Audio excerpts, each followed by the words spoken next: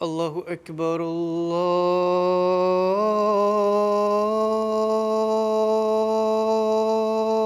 اکبر، اللہ اکبر، اللہ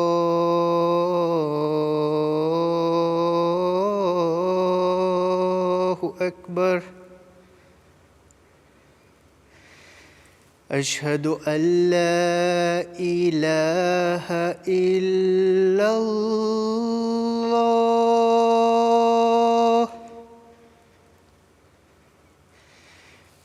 اشہد ان لا الہ الا اللہ،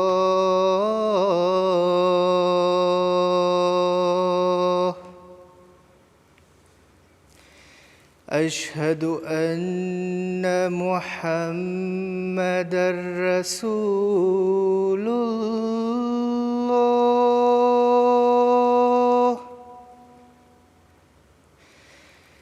اشہد ان محمد رسول اللہ۔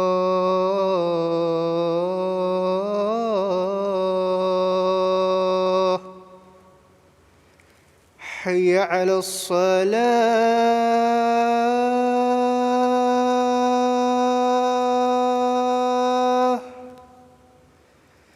حی علی الصلاة،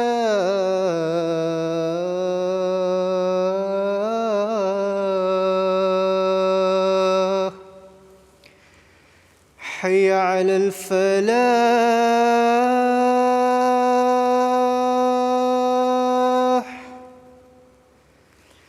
حی علی الفلاح۔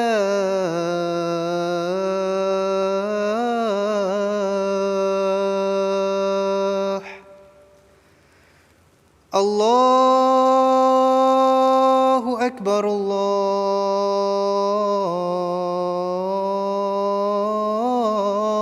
اللہ اکبر، لا الہ الا اللہ۔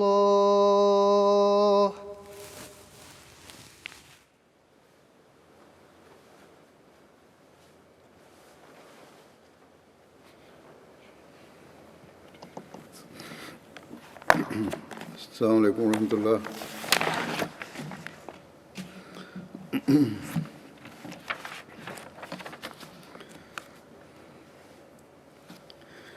اشہد ان لا الہ الا اللہ وحدہ لا شریک لہ واشہد ان محمدا عبدہ ورسولہ۔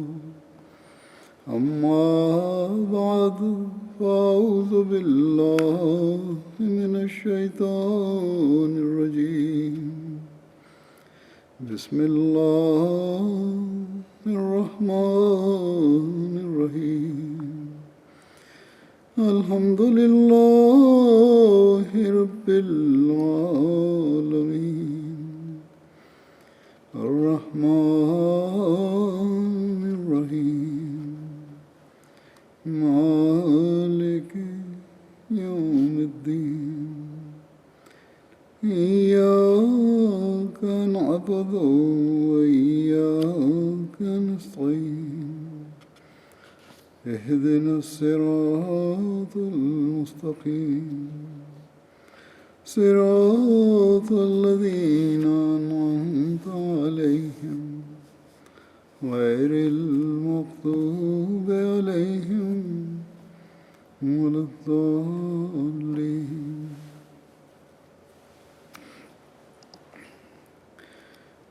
آج میں ایک بدری صحابی حضرت خباب بن ارت رضی اللہ عنہ کا ذکر کروں گا۔ حضرت خباب کا تعلق قبیلہ بنو سعد بن زید سے تھا۔ ان کے والد کا نام ارت بن جندلہ تھا. ان کی کنیت ابو عبداللہ اور بعض کے نزدیک ابو محمد اور ابو یحییٰ بھی تھی. زمانہ جاہلیت میں غلام بنا کر مکہ میں یہ بیچ دیے گئے. یہ عتبہ بن غزوان کے غلام تھے. بعض کے نزدیک ام انمار خزائیہ کے غلام تھے. بنو زہرہ کے حلیف ہوئے. اول اسلام لانے والے اصحاب میں یہ چھٹے نمبر پر تھے، اور ان اولین میں سے ہیں جنہوں نے اپنا اسلام ظاہر کر کے اس کی پاداش میں سخت مصائب برداشت کیے. حضرت خباب رسول اللہ صلی اللہ علیہ وسلم کے دار ارقم میں تشریف لانے اور اس میں دعوت دینے سے پہلے اسلام لائے تھے.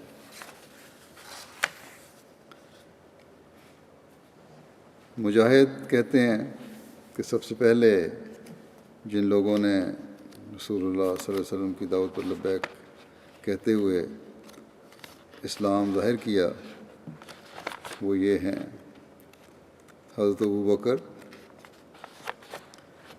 حضرت ابوبکر، حضرت خباب، حضرت صہیب، حضرت بلال، حضرت عمار اور حضرت سمیہ والدہ حضرت عمار.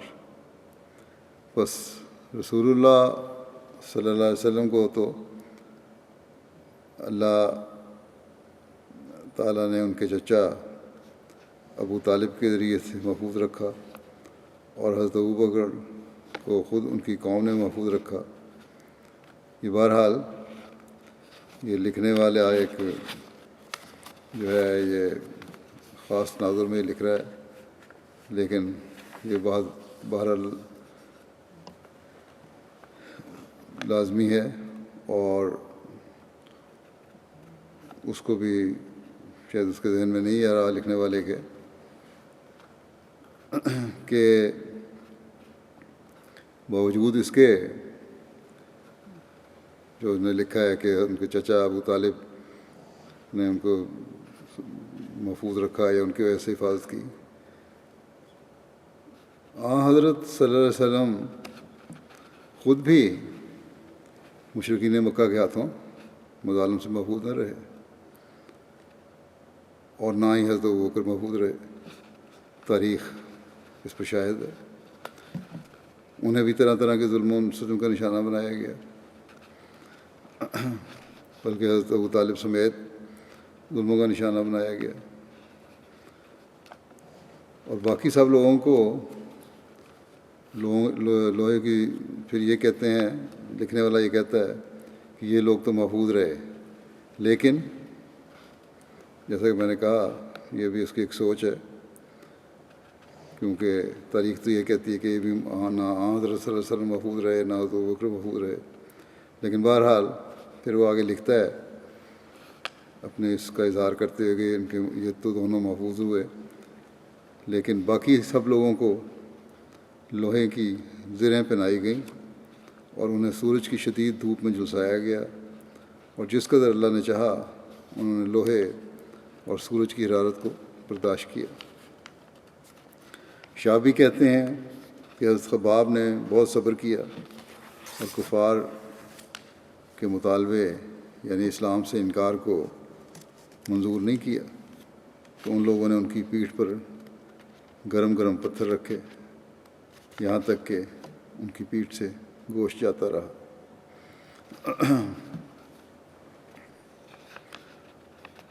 اسد الغابہ کی یہ ساری روایت ہے. حضرت خباب کا ایک واقعہ جو حضرت عمر کے اسلام قبول کرنے کے وقت پیش آیا، اس کا تفصیلی ذکر کرتے ہوئے مرزا بشیر احمد صاحب نے سیرت خاتم النبیین میں یوں بیان فرمایا ہے کہ ابھی حضرت حمزہ کو اسلام لائے صرف چند دن ہی گزرے تھے کہ اللہ تعالیٰ نے مسلمانوں کو ایک اور خوشی کا موقع دکھایا، یعنی حضرت عمر جو ابھی تک اشد مخالفین میں سے تھے مسلمان ہو گئے۔ ان کے اسلام لانے کا قصہ بھی نہایت دلچسپ ہے، بہت سارے لوگوں نے سنا بھی ہوا ہے، پڑھا بھی ہوا ہے، لیکن یہ تفصیل جہاں آپ نے بیان کی ہے یہ بھی میں بیان کر دیتا ہوں، اور یہ ان کی تاریخ کے لیے ضروری ہے بیان کرنا۔ حضرت عمر کی طبیعت میں سختی کا مادہ تو زیادہ تھا ہی، مگر اسلام کی دعوت نے اسے اور بھی زیادہ کر دیا تھا۔ چنانچہ اسلام سے قبل عمر غریب اور کمزور مسلمانوں کو ان کے اسلام کی وجہ سے بہت سخت تکلیف دیا کرتے تھے،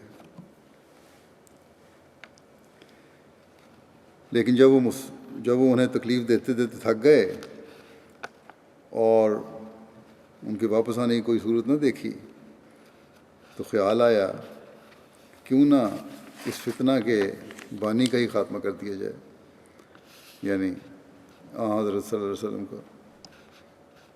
یہ خیال آنا تھا کہ تلوار لے کر گھر سے نکلے اور حضرت صلی اللہ علیہ وسلم کی تلاش شروع کی۔ راستے میں ایک شخص نے انہیں ننگی تلوار ہاتھ میں لیے جاتے دیکھا تو پوچھا، عمر کہاں جاتے ہو؟ عمر نے جواب دیا، محمد صلی اللہ علیہ وسلم کا کام تمام کرنے جاتا ہوں۔ اس نے کہا، کیا تم محمد کو قتل کر کے بنو عبد مناف سے محفوظ رہ سکو گے؟ ذرا پہلے اپنے گھر کی تو خبر لو، تمہاری بہن اور بہنوئی مسلمان ہو چکے ہیں۔ حضرت عمر جھٹ پلٹے، واپس ہوئے اور اپنی بہن فاطمہ کے گھر کا راستہ لیا۔ جب گھر کے قریب پہنچے تو اندر سے قرآن شریف کی تلاوت کی آواز آئی جو خباب بن الارت خوش الحانی کے ساتھ پڑھ کر سنا رہے تھے۔ عمر نے یہ آواز سنی تو غصہ اور بھی بڑھ گیا، جلدی سے گھر میں داخل ہوئے، لیکن ان کی آہٹ سنتے ہی خباب تو فوراً کہیں چھپ گئے اور فاطمہ نے قرآن شریف کے اوراق بھی ادھر ادھر چھپا دیے۔ ان کی عمر کی بہن کا نام فاطمہ تھا۔ حضرت عمر اندر آئے تو للکار کے کہا، میں نے سنا ہے کہ تم اپنے دین سے پھر گئے ہو۔ یہ کہہ کر اپنے بہنوئی سعید بن زید سے لپٹ گئے۔ فاطمہ اپنے خاوند کو بچانے کے لیے آگے بڑھیں تو وہ بھی زخمی ہوئیں، مگر فاطمہ نے دلیری کے ساتھ کہا، ہاں عمر، ہم مسلمان ہو چکے ہیں اور تم سے جو ہو سکتا ہے کر لو، اب ہم اسلام کو نہیں چھوڑ سکتے۔ حضرت عمر نہایت سخت آدمی تھے، لیکن اس سختی کے پردے کے نیچے محبت اور نرمی کی بھی ایک جھلک تھی جو بعض اوقات اپنا رنگ دکھاتی تھی۔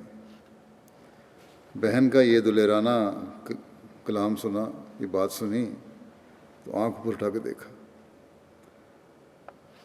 اس کی طرف دیکھا تو خون میں تربتر تھی۔ اس نظارے کا عمر کے قلب پر ایک خاص اثر ہوا۔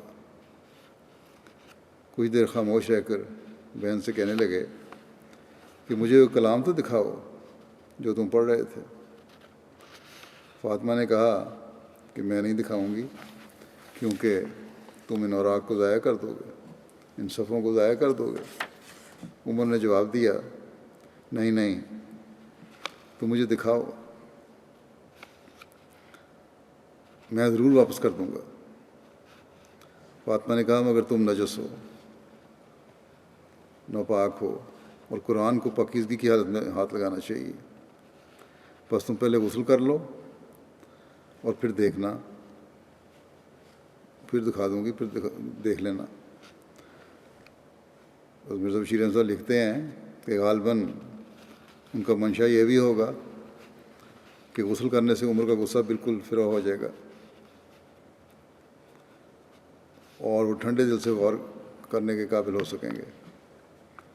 جب عمر غسل سے فارغ ہوئے تو فاطمہ نے قرآن کے اوراق نکال کر ان کے سامنے رکھ دیے۔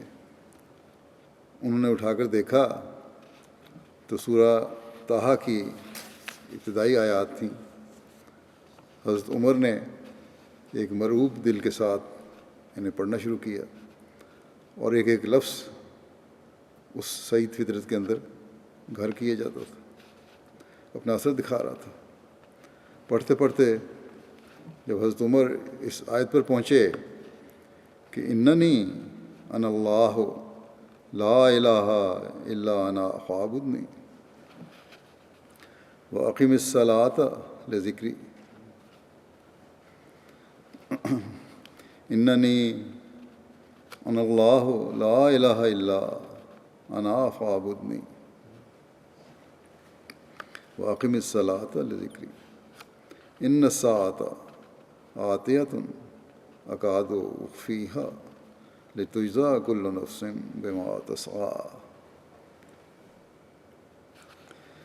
یعنی میں ہی اس دنیا کا واحد خالق و مالک ہوں، میرے سوا اور کوئی قابل پرستش نہیں، بس تمہیں چاہیے کہ صرف میری ہی عبادت کرو اور میری ہی یاد کے لیے اپنی دعاؤں کو وقف کر دو۔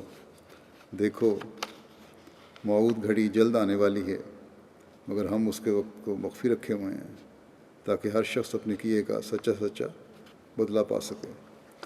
جب حضرت عمر نے یہ آیت پڑھی تو گویا ان کی آنکھ کھل گئی اور سوئی ہوئی فطرت چونک کر بیدار ہو گئی، بے اختیار ہو کر بولے، یہ کیسا عجیب اور پاک کلام ہے۔ خباب نے یہ الفاظ سنے تو فوراً باہر نکل آئے اور خدا کا شکر ادا کیا اور کہا یہ رسول اللہ صلی اللہ علیہ وسلم کی دعا کا نتیجہ ہے، کیونکہ خدا کی قسم ابھی کل ہی میں نے آپ کو یہ دعا کرتے سنا تھا کہ یا اللہ تو عمر ابن الخطاب یا عمر بن ہشام یعنی ابو جہل میں سے کسی ایک کو ضرور اسلام عطا کر دے۔ حضرت عمر کو اب ایک پل گراں تھی، بڑا مشکل ہو رہا تھا ان کے لیے اب یہاں ٹک کے رہنا اس کلام پڑھنے کے بعد اور حضرت صلی اللہ علیہ وسلم کے مقام کو پہچاننے کے بعد۔ خباب سے کہا انہوں نے کہ مجھے ابھی محمد صلی اللہ علیہ وسلم کا راستہ بتاؤ، کہاں ہے وہ؟ مگر کچھ ایسے آپے سے باہر ہو رہے تھے کہ تلوار اسی طرح ننگی کھینچ رکھی تھی۔ یہ خیال نہیں آیا کہ تلوار بھی میان میں ڈال لیں، تلوار کو اسی طرح ننگی تلوار کو ہاتھ میں پکڑا ہوا تھا۔ بہرحال اس زمانے میں حضرت صلی اللہ علیہ وسلم دار ارقم میں مقیم تھے، چنانچہ خباب نے انہیں وہاں کا پتہ بتا دیا۔ عمر وہاں گئے اور دروازے پر پہنچ کے زور سے دستک دی۔ صحابہ نے دروازے کی دراڑ میں سے عمر کو ننگی تلوار تھامے ہوئے دیکھ کر دروازہ کھولنے میں تامل کیا، ہچکچاہٹ کی، مگر حضرت صلی اللہ علیہ وسلم نے فرمایا دروازہ کھول دو۔ اور حضرت حمزہ نے بھی کہا، حضرت حمزہ بھی وہاں تھے، کہ دروازہ کھول دو، اگر نیک ارادے سے آیا ہے تو بہتر، ورنہ اگر نیت بد ہے تو واللہ اسی کی تلوار سے اس کا سر اڑا دوں گا۔ دروازہ کھولا گیا، عمر ننگی تلوار ہاتھ میں لیے اندر داخل ہوئے۔ ان کو دیکھ کر حضرت صلی اللہ علیہ وسلم آگے بڑھے اور عمر کا دامن پکڑ کر زور سے جھٹکا دیا اور کہا عمر کس ارادے سے آئے ہو؟ واللہ میں دیکھتا ہوں کہ تم خدا کے عذاب کے لیے نہیں بنائے گئے۔ آنسر نے فرمایا کہ میں دیکھتا ہوں کہ تم خدا کے عذاب کے لیے نہیں بنائے گئے۔ عمر نے عرض کیا یا رسول اللہ میں مسلمان ہونے آیا ہوں۔ حضرت صلی اللہ علیہ وسلم یہ الفاظ سنے تو خوشی سے جوش میں اللہ اکبر کہا، اور ساتھ ہی صحابہ نے اس زور سے اللہ اکبر کا نعرہ مارا کہ مکے کی پہاڑیاں گونج اٹھیں۔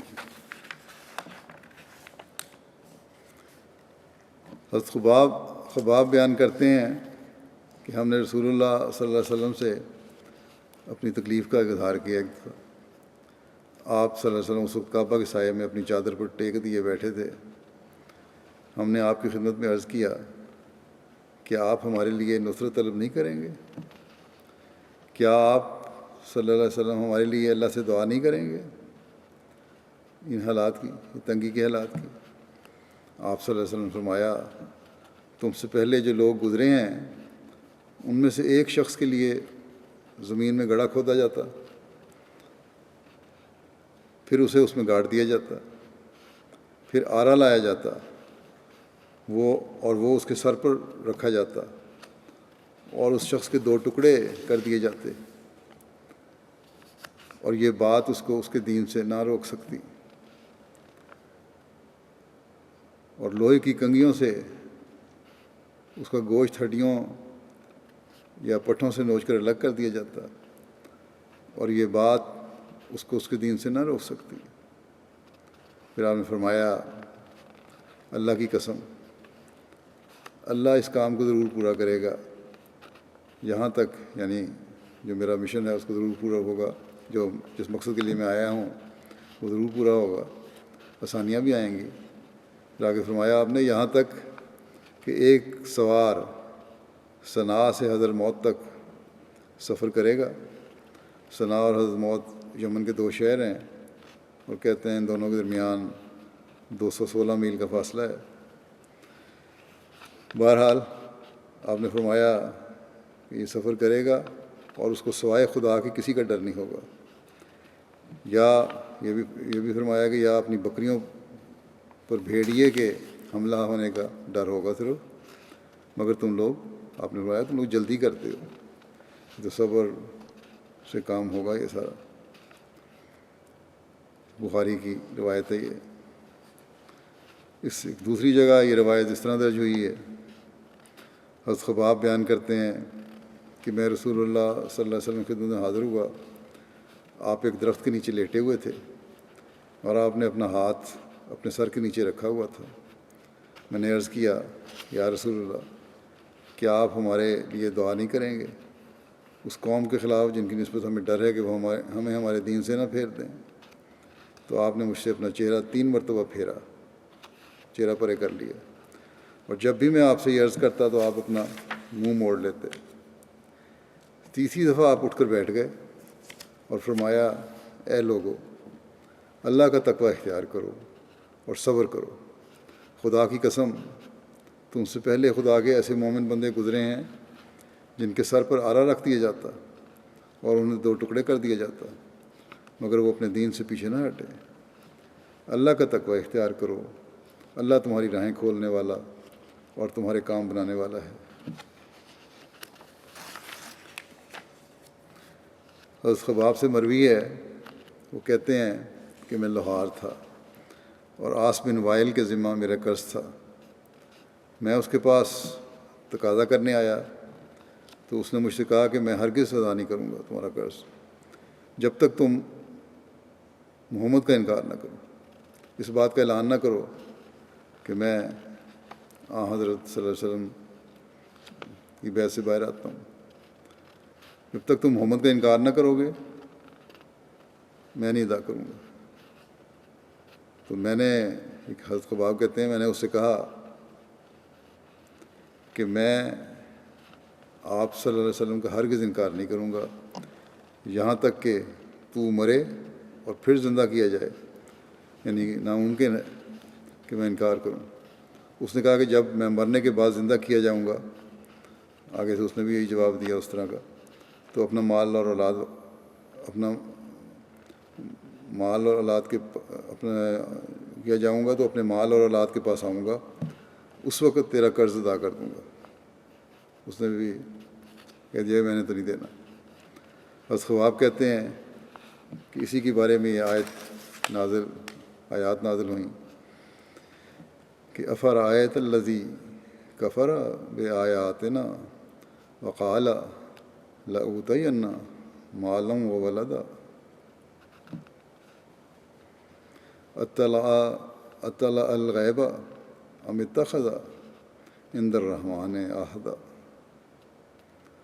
کلا سنکتب ما یقول ونمد لہ من العذاب مدا۔ وَنَرِثُهُ مَا يَقُولُ وَيَأْتِينَا فَرْدًا وَنَرِثُهُ مَا يَقُولُ وَيَأْتِينَا فَرْدًا۔ کیا تو نے اس شخص کی حالت پر غور نہیں کیا جس نے ہمارے نشانوں کا انکار کیا اور کہا کہ مجھے یقیناً بہت سا مال اور بہت سے بیٹے دیے جائیں گے؟ کیا اس نے غیب کا حال معلوم کر لیا ہے یا خدائے رحمان سے کوئی وعدہ لے لیا ہے؟ ایسا ہرگز نہیں ہوگا۔ ہم اس کے اس قول کو محفوظ رکھیں گے اور اس کے عذاب کو لمبا کر دیں گے، اور جس چیز پر وہ فخر کر رہا ہے اس کے ہم وارث ہو جائیں گے اور وہ ہمارے پاس اکیلا ہی آئے گا۔ حضرت خباب لوہار تھے اور تلواریں بنایا کرتے تھے۔ رسول اللہ صلی اللہ علیہ وسلم ان سے بہت الفت رکھتے تھے اور ان کے پاس تشریف لے جایا کرتے تھے۔ ان کی مالکہ کو اس کی خبر ملی کہ حضرت صلی اللہ علیہ وسلم حضرت خباب کے پاس آتے ہیں، تو وہ گرم گرم لوہا حضرت خباب کے سر پر رکھنے لگی۔ لوہے کا کام تھا، لوہے کو بھٹی میں ڈالتے تھے، وہ گرم لوہا ان کے سر پہ رکھنے لگی۔ حضرت خباب نے رسول اللہ صلی اللہ علیہ وسلم سے اس کی شکایت کی تو آپ نے فرمایا اللہ خباب کی مدد کر، دعا کی آپ نے۔ بس نتیجہ یہ ہوا کہ ان کی مالکہ ایک روایت میں ہے کہ ان کی مالکہ جو تھی انمار، اس کے سر میں کوئی بیماری پیدا ہو گئی اور وہ کتوں کی طرح آوازیں نکالتی تھی۔ اس سے کہا گیا کہ تو داغ لگوا لے، یعنی گرم لوہا لگوا اپنے سر پہ۔ چنانچہ حضرت خباب گرم لوہے سے اس کے سر کو داغتے تھے۔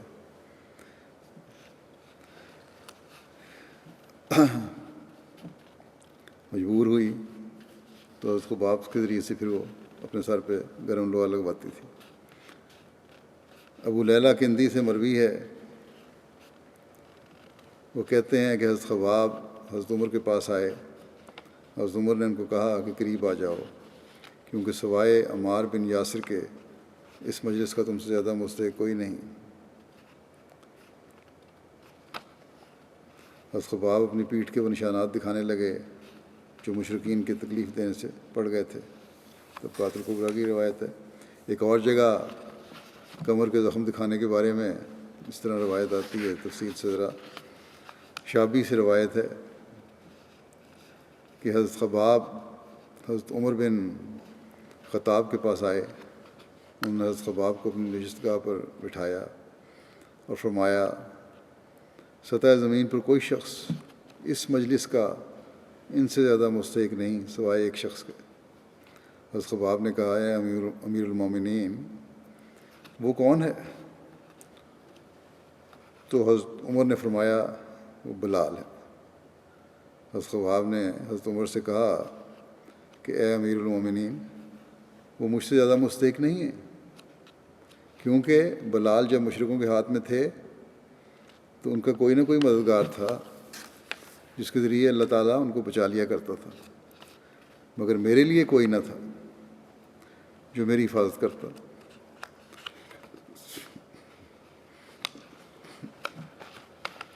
ایک روز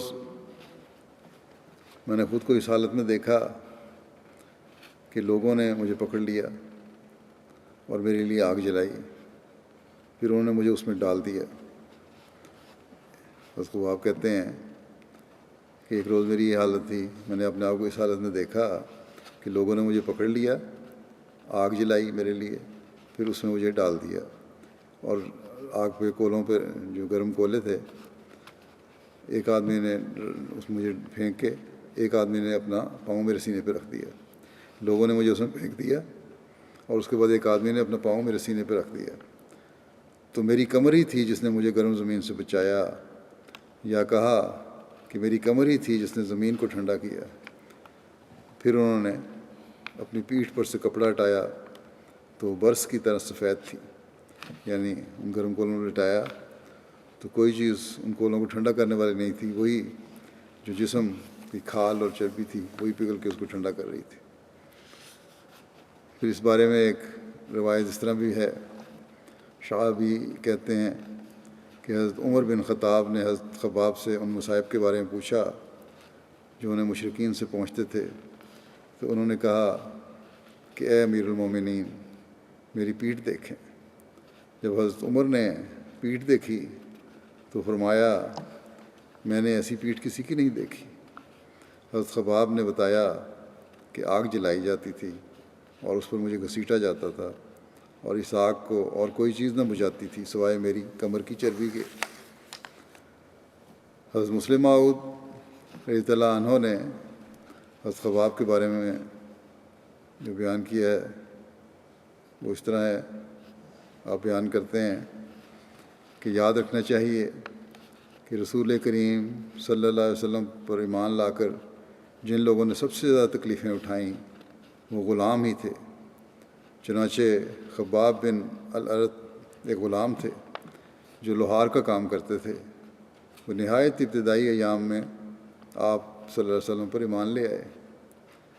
لوگ انہیں سخت تکالیف دیتے تھے، حتیٰ کہ انہی کی بھٹی کے کوئلے نکال کر ان پر انہیں لٹا دیتے تھے اور اوپر سے چھاتی پر پتھر رکھ دیتے تھے تاکہ آپ کمر نہ ہلا سکیں۔ ان کی مزدوری کا روپیہ جن لوگوں کے ذمہ تھا وہ روپیہ ادا کرنے سے منکر ہو گئے، مگر باوجود ان مالی اور جانی نقصانوں کے آپ ایک منٹ کے لیے بھی متذبذب نہ ہوئے اور ایمان پر ثابت قدم رہے۔ آپ کی پیٹھ کے نشان آخر عمر تک قائم رہے۔ چنانچہ حضرت عمر کی حکومت کے ایام میں انہوں نے اپنے گزشتہ مصائب کا ذکر کیا تو انہوں نے ان سے پیٹھ دکھانے کو کہا۔ جب انہوں نے پیٹھ پر سے کپڑا اٹھایا تو تمام پیٹھ پر ایسے سفید داغ نظر آئے جیسے کہ برس کے داغ ہوتے ہیں۔ پھر حضرت مسلم موعود رضی اللہ عنہ ایک اور جگہ فرماتے ہیں کہ ایک دفعہ ایک ابتدائی نو مسلم غلام خباب کی پیٹھ ننگی ہوئی تو ان کے ساتھیوں نے دیکھا کہ ان کی پیٹھ کا چمڑا انسانوں جیسا نہیں، جانوروں جیسا ہے۔ وہ گھبرا گئے اور ان سے دریافت کیا کہ آپ کو یہ کیا بیماری ہے؟ وہ ہنسے، یعنی حضرت خباب ہنسے اور کہا کہ بیماری نہیں، یہ یادگار ہے اس وقت کی جب ہم 9 مسلم غلاموں کو عرب کے لوگ مکے کی گلیوں میں سخت اور کھردرے پتھروں پر گھسیٹا کرتے تھے اور متواتر یہ ظلم ہم پر روا رکھے جاتے تھے۔ اسی کے نتیجے میں میری پیٹھ کا چمڑا یہ شکل اختیار کر گیا۔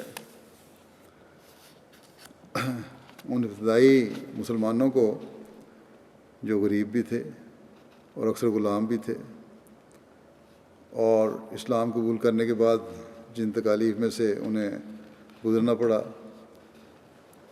جس کا ذکر ابھی ہم نے سنا حضرت خباب کے حوالے سے، کہ کبھی آگ پہ لٹا دیا جاتا، کبھی پتھروں پہ گھسیٹا جاتا،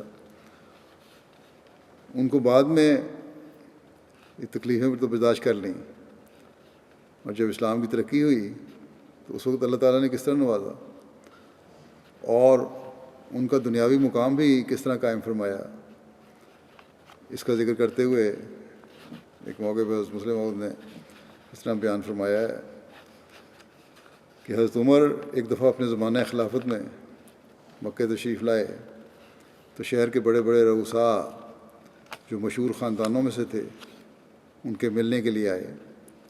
انہیں خیال پیدا ہوا کہ حضرت عمر ہمارے خاندانوں سے اچھی طرح واقف ہیں، اس لیے اب جب کہ وہ خود بادشاہ ہیں ہمارے خاندانوں کا بھی پوری طرح اعزاز کریں گے اور ہم پھر اپنی گمگشتہ عزت کو حاصل کر سکیں گے۔ چنانچہ وہ آئے اور انہوں نے آپ سے باتیں شروع کر دیں۔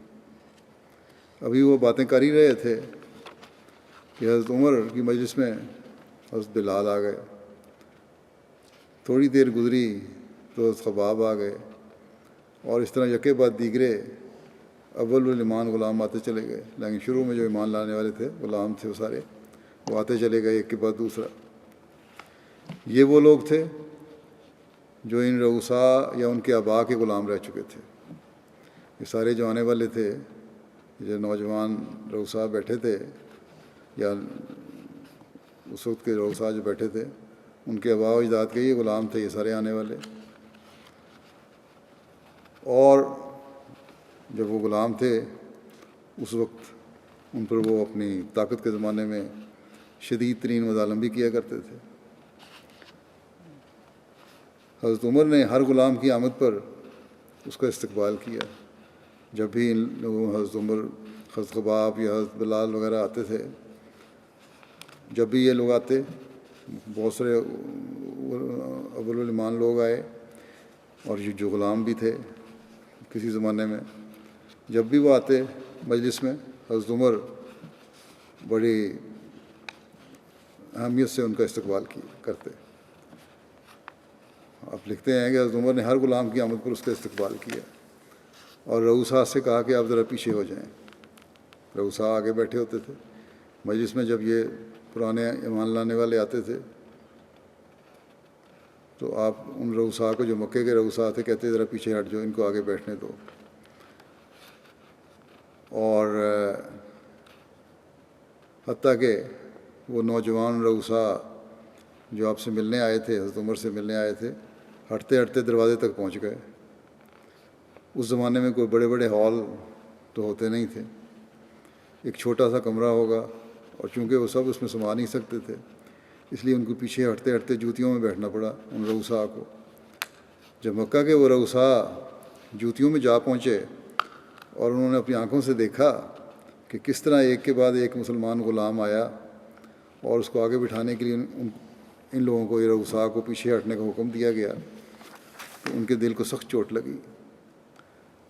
خدا تعالیٰ نے بھی، مسلم موعود لکھتے ہیں کہ خدا تعالیٰ نے بھی اس وقت کچھ ایسے سامان پیدا کر دیے کہ یکے بعد دیگرے کئی ایسے مسلمان آ گئے جو کسی زمانے میں کفار کے غلام رہ چکے تھے.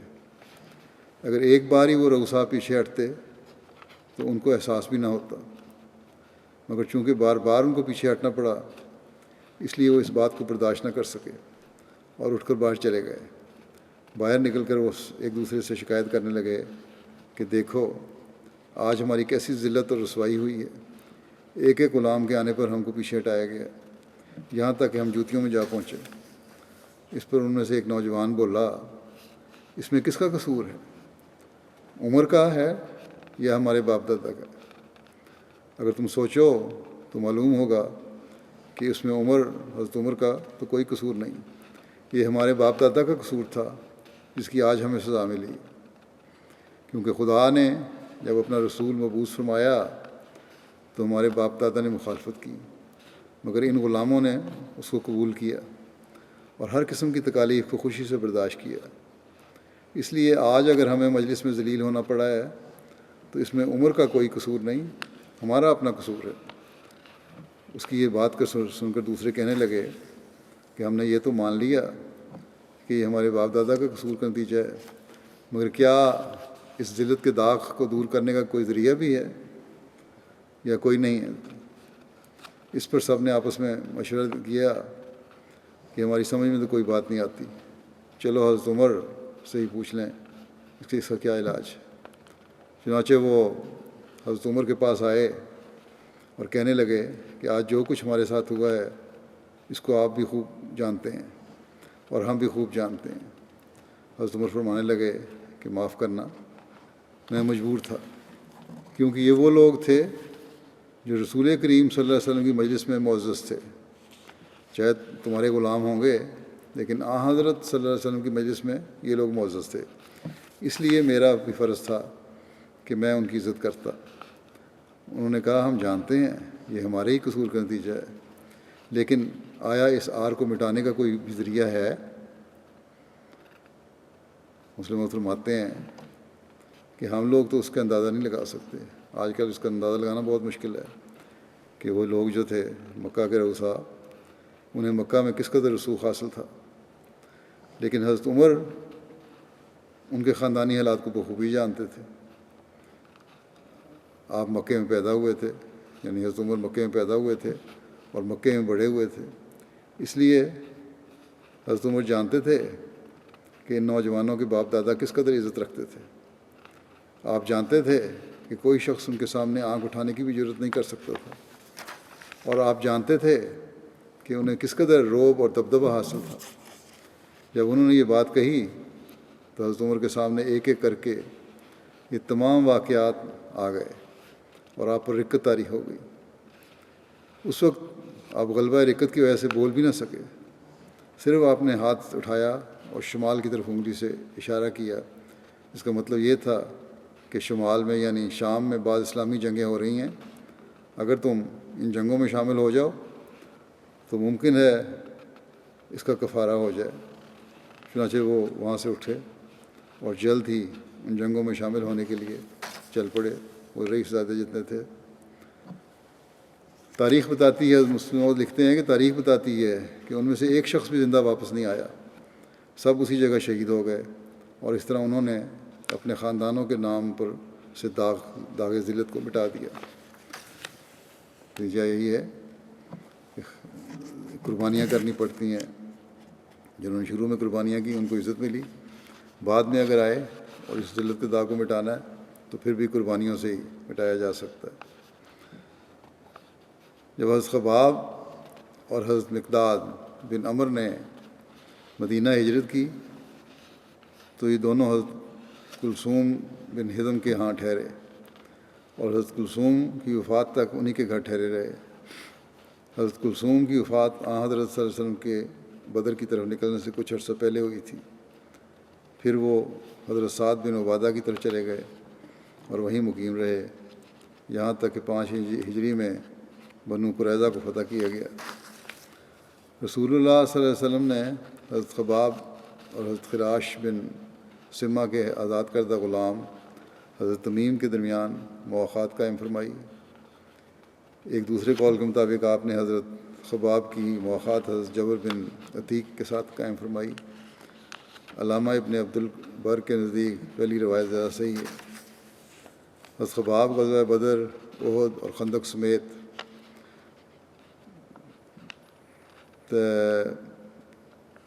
دیگر تمام غزوات میں رسول اللہ صلی اللہ علیہ وسلم کے ساتھ شریک رہے۔ ابو خالد بیان کرتے ہیں کہ ایک دن ہم مسجد میں بیٹھے ہوئے تھے کہ حضرت خباب آئے اور خاموشی سے بیٹھ گئے۔ لوگوں نے ان سے کہا کہ آپ کے دوست آپ کے پاس اکٹھے ہوئے ہیں تاکہ آپ ان سے کچھ بیان کریں یا انہیں کچھ حکم دیں۔ حضرت خباب نے کہا، میں انہیں کس بات کا حکم دوں؟ ایسا نہ ہو کہ میں انہیں کسی ایسی بات کا حکم دوں جو میں خود نہیں کرتا۔ اللہ تعالیٰ کا خوف اور تقوی کا یہ معیار تھا ان لوگوں کا۔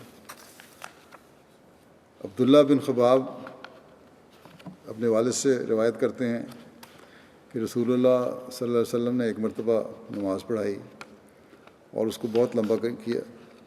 لوگوں نے عرض کیا کہ یا رسول اللہ، آپ نے ایسی نماز پڑھائی ہے کہ اس جیسی پہلے کبھی نہیں پڑھائی۔ آپ نے فرمایا، ہاں، یہ رغبت اور خوف کی نماز ہے۔ میں نے اس میں اللہ تعالیٰ سے 3 چیزیں مانگی ہیں۔ اللہ تعالیٰ نے مجھے 2 عطا کی ہیں اور ایک کو روکے رکھا ہے۔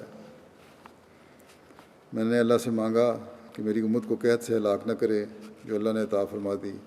میں نے اللہ سے یہ مانگا کہ میری امت پر کوئی دشمن ان کے اغیار میں سے مسلط نہ کیا جائے جو اللہ تعالیٰ نے مجھے عطا فرما دی۔ بحیثیت امت آج بھی امت قائم ہے، اور اگر کوئی مسلط کرتے ہیں تو یہ خود حکومتیں اپنے مسلط کرتی ہیں۔ بحیثیت امت اللہ تعالیٰ کے فضل سے آنسل کی امت قائم ہے۔ اور پھر فرمایا، اور میں نے اللہ سے مانگا کہ میری امت باہم ایک دوسرے سے نہ لڑے، یہ اللہ نے مجھے عطا نہیں کی۔ اور نتیجہ یہ ہے آج کہ فرقہ بازیاں، کفر کے فتوے، یہ سب کچھ چل رہا ہے۔ تاریخ سے مروی ہے کہ رسول اللہ صلی اللہ علیہ وسلم کے اصحاب کی ایک جماعت نے حضرت خباب کی عادت کی۔ ان لوگوں نے کہا کہ اے ابو عبداللہ، خوش ہو جاؤ کہ تم اپنے بھائیوں کے پاس حوض کوثر پر جاتے ہو۔ حضرت خباب نے کہا کہ تم نے میرے سامنے ان بھائیوں کا ذکر کیا ہے جو گزر گئے ہیں، اور انہوں نے اپنے اجروں میں سے کچھ نہ پایا، اور ہم ان کے بعد باقی رہے، یہاں تک کہ ہمیں دنیا سے وہ کچھ حاصل ہو گیا جس کے متعلق ہم ڈرتے ہیں کہ شاید یہ ہمارے گزشتہ کیے گئے اعمال کا ثواب ہے جو دنیا ہمیں مل گئی، یہیں ثواب مل گیا دنیا میں۔ حضرت خباب بہت شدید اور طویل مرض میں مبتلا رہے۔ حارثہ بن مضرب سے مروی ہے کہ میں حضرت خباب کے پاس ان کی عادت کے لیے آیا. وہ 7 جگہ سے علاج کی خاطر دعوت دیے گئے تھے. میں نے انہیں کہتے سنا کہ اگر میں نے رسول اللہ صلی اللہ علیہ وسلم کو یہ فرماتے نہ سنا ہوتا کہ کسی کے لیے جائز نہیں کہ وہ موت کی تمنا کرے تو میں اس کی تمنا کرتا. یعنی اتنی تکلیف میں تھے. ان کا کفن لایا گیا جو قباتی کپڑے کا تھا یا باریک کپڑا جو مصر میں تیار ہوتا تھا. تو وہ رونے لگے. پھر انہوں نے کہا کہ رسول اللہ صلی اللہ علیہ وسلم کے چچا حضرت حمزہ کو ایک چادر کا کفن دیا گیا جو ان کے پاس پاؤں پر کھینچی جاتی تو سر کی جانب سے سکڑ جاتی، اور جب سر کی طرف کھینچی جاتی تو پاؤں کی طرف سے سکڑ جاتی، یہاں تک کہ ان پر اسخر گھاس ڈالی گئی. میں نے اپنے آپ کو رسول اللہ صلی اللہ علیہ وسلم کے ساتھ اس حال میں دیکھا کہ میں 1 دینار کا مالک تھا نہ 1 درہم کا. یعنی کچھ بھی میرے پاس نہیں تھا، نہ دینار تھا نہ درہم تھا، 1 دینار بھی نہیں تھا. اور اب کیا حال ہے؟ اب فرمایا کہ اب میرے مکان کے کونے میں صندوق میں پورے 40,000 درہم ہیں، اور میں ڈرتا ہوں کہ ہماری طیب چیزیں ہمیں زندگی میں نہ دے دی گئی ہوں. حضرت خباب بیان کرتے ہیں کہ ہم نے نبی کریم صلی اللہ علیہ وسلم کے ساتھ ہجرت کی. ہم اللہ تعالیٰ ہی کی رضامندی چاہتے تھے اور ہمارا اجر اللہ کے ذمہ ہو گیا. ہم میں سے ایسے بھی تھے جو وفات پا گئے اور انہوں نے اپنے اجر سے کچھ نہیں کھایا. ان میں سے حضرت مصعب بن عمیر بھی ہیں، اور ہم میں سے ایسے بھی ہیں جن کا پھل پک گیا اور وہ اس پھل کو چن رہے ہیں. حضرت مصعب احد کے دن شہید ہوئے تھے اور ہمیں صرف ایک ہی چادر ملی تھی کہ جس سے ہم ان کو کفناتے. جب ہم اس سے ان کا سر ڈھانپتے تو ان کے پاؤں نکل جاتے، اور اگر ان کے پاؤں ڈھانپتے تو ان کا سر نکل جاتا. تو نبی کریم صلی اللہ علیہ وسلم نے فرمایا ہم ان کا سر ڈھانپ دیں اور ان کے پاؤں پر اسخر گھاس ڈال دیں. زید بن وہب نے بیان کیا کہ ہم حضرت علی کے ساتھ آ رہے تھے جب وہ صفین سے لوٹ رہے تھے جنگ کے بعد. یہاں تک کہ جب آپ کوفہ کے دروازے پر پہنچے تو کیا دیکھتے ہیں کہ ہماری داہنی طرف 7 قبریں ہیں. حضرت علی نے پوچھا یہ قبریں کیسی ہیں؟ لوگوں نے کہا کہ اے امیر المومنین، آپ کے صفین کے لیے نکلنے کے بعد خباب کی وفات ہو گئی. انہوں نے وصیت کی کہ کوفہ سے باہر دفن کیا جائے. وہاں لوگوں کا دستور تھا کہ اپنے مردوں کو اپنے صحنوں میں اور اپنے گھروں کے دروازوں کے ساتھ دفن کیا کرتے تھے. اور جب انہوں نے حضرت خباب کو دیکھا کہ انہوں نے باہر دفن کرنے کی وصیت کی تو لوگ بھی دفن کرنے لگے. حضرت علی نے کہا اللہ خباب پر رحم کرے، وہ اپنی خوشی سے اسلام لائے اور انہوں نے اطاعت کرتے ہوئے ہجرت کی اور ایک مجاہد کے طور پر زندگی گزاری، اور جسمانی طور پر وہ آزمائے گئے. اور جو شخص نیک کام کرے اللہ اس کا اجر ضائع نہیں کرتا. یعنی جسمانی تکلیفیں بیماریاں بہت لمبی چلیں ان کی. پھر فرمایا حضرت علی نے کہ اور جو شخص نیک کام کرے اللہ اس کا اجر ضائع نہیں کرتا.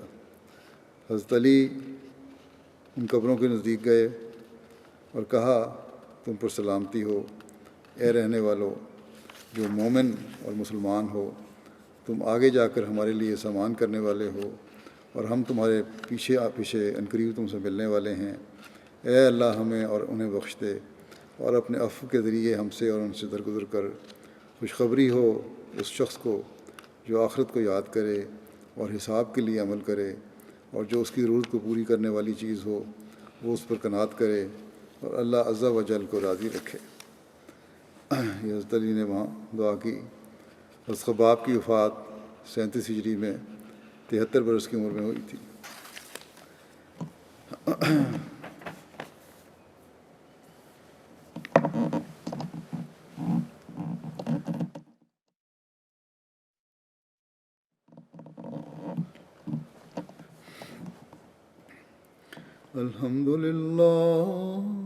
الحمد لله نحمده ونستعينه ونستغفره ونؤمن به ونتوكل عليه ونعوذ بالله من شرور أنفسنا ومن سيئات أعمالنا من يهده الله فلا مضل له ومن يضلله فلا هادي له ونشهد أن لا إله إلا الله ونشهد أن محمدا عبده ورسوله عباد الله رحمكم الله إن الله يأمر بالعدل والإحسان وإيتاء ذي القربى وينهى عن الفحشاء والمنكر والبغي يعظكم لعلكم تذكرون اذكروا الله يذكركم وادعوه يستجب لكم ولذكر الله أكبر